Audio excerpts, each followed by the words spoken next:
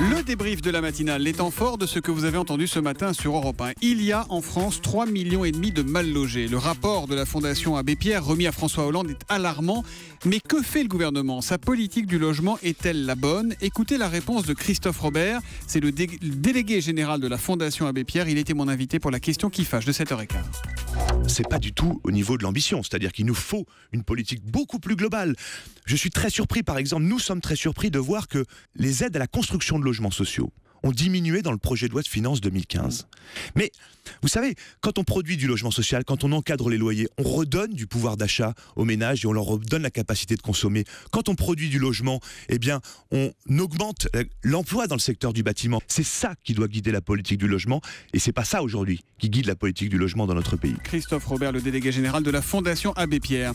Une jeune femme chômeuse est tombée sur une offre d'emploi discriminatoire postée sur Internet par une agence de graphisme. Écoutez le récit de notre journaliste Salomé Legrand, c'était à 7h30 tout à l'heure. Profil recherché, une personne rigoureuse, autonome, méthodique et c'est écrit en toutes lettres, si possible, pas juive. Au téléphone, voilà la première explication donnée. C'est une question d'horaire. Les salariés ne comptent pas leurs heures et l'agence voulait embaucher, je cite, quelqu'un qui ne tienne pas compte de ses soucis culturels ou religieux. Finalement, elle n'assume plus du tout son texte et se dit même victime d'un piratage. Trop tard pour SOS Racisme qui a porté plainte. Voilà, qui a porté plainte donc contre cette agence qui s'appelle NSL Studio. Rav Gab, qui est rabbin, a choisi d'en sourire finalement sur Twitter avec le hashtag un matin. Il nous envoie ce message. Synagogue parisienne recherche rabbin, si possible, pas juif. NKM a déclaré hier qu'à Mulhouse, des dizaines d'enfants seraient régulièrement en retard à l'école à cause de la prière. Vrai ou faux ? La réponse de Jean-Philippe Ballas, c'était à 7h40 dans le vrai faux de l'info de la matinale.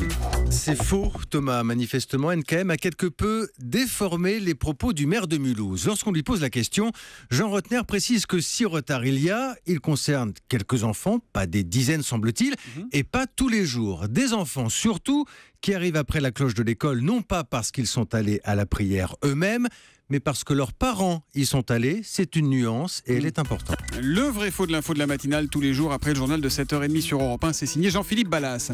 Nouveau micmac autour de la date de la prochaine rentrée scolaire en septembre. Les enseignants ne veulent pas revenir le 28 août, soi-disant parce que le logiciel de paye des fonctionnaires risquerait de bugger. On vous en parlait à 8h, les informations de Virginie Salmen.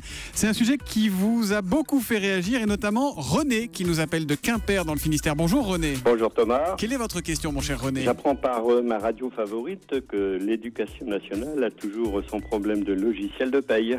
Au mois d'août, le problème s'est déjà posé. Comment se fait-il que ce problème n'ait pas été résolu à ce jour ?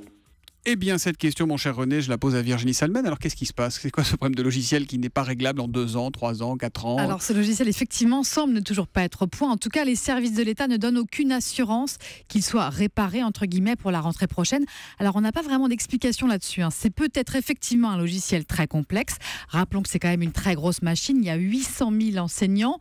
Et il y a aussi, il ne faut pas l'oublier, ce n'est pas le seul problème, l'opposition de certains syndicats d'enseignants qui ne comprennent pas le principe de la rentrée au mois d'août. Donc, c'est technique et puis c'est aussi une opposition de principe. Et disons qu'on anticipe un peu pour ne pas que la pagaille de l'an dernier se reproduise, mais au goût des syndicats de profs, on n'anticipe justement pas assez. Ça fait des mois qu'ils demandent au ministère de l'Éducation d'agir parce que les familles, les enseignants eux-mêmes ont besoin de réserver leur billet d'avion, de prévoir leurs vacances et évidemment d'avoir une date de rentrée fiable. Merci Virginie Salmen pour cette réponse à René. Si comme René vous avez des questions à nous poser, 3921, Twitter avec le hashtag un matin ou europe1.fr. Et puis à 8h, notre journaliste Rémi Baudesaron, à peine sorti de l'avion, est venu nous raconter le retour des champions du monde de hand, de retour du Qatar. Il était avec eux dans l'appareil. Pendant 3 heures, on n'a rien entendu, mais après, ils se sont réveillés et là, c'est bien reparti avec du champagne et de la musique, notamment cette chanson. Quand même. Ah voilà, Patrick Sébastien, à fond dans l'avion, les joueurs qui se lèvent, qui chantent, qui tapent dans les mains, qui essayent d'entrer en classe affaires. Alors les supporters qui étaient là étaient très contents, mais les autres passagers beaucoup moins. Et je peux vous dire qu'on a vu courir la chef des hôtesses, affolée, elle est disparue, elle est jamais revenue. Bon, aux dernières nouvelles, elle va quand même bien.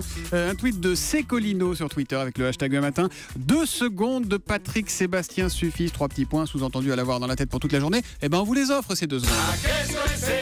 Au fond de cette boîte, chante les sardines, chante les sardines. C'est bien parce qu'on entend à la fois Patrick Sébastien, on a l'impression de voir Cyril Hanouna quand on entend les sardines.